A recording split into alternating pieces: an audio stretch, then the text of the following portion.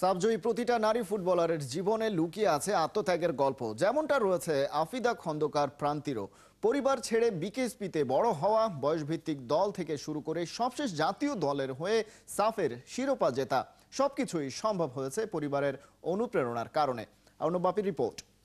বাবা মানে হাজার বিকেল আমার ছেলেবেলা, বাবা মানে রোজ সকালে পুতুল পুতুল খেলা, বাবা মানে কাটছে ভালো যাচ্ছে ভালো দিন, বাবা মানে জমিয়ে রাখা আমার অনেক ঋণ।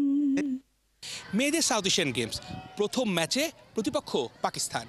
সেই ম্যাচে বাংলাদেশ 1-1 গোলে ড্র করে।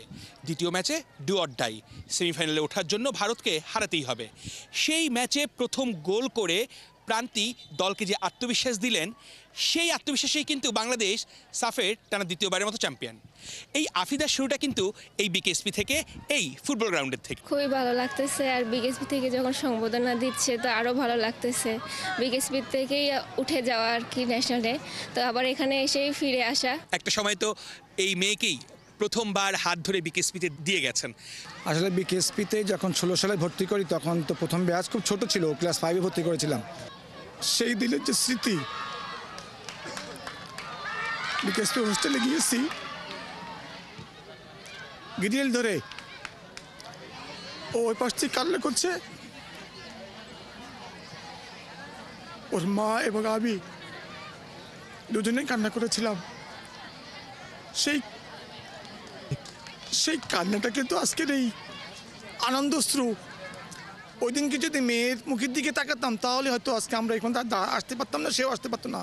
সেই সাথে এসএসসি এবং এইচএসসিতে সে এ পেয়েছে, আমরা অত্যন্ত গর্বিত। বাবার যে আবেগ আপ্লুত, আপনি অনেকটা ইমোশনাল হয়ে যাচ্ছেন প্রান্তি, স্বাভাবিক ব্যাপার।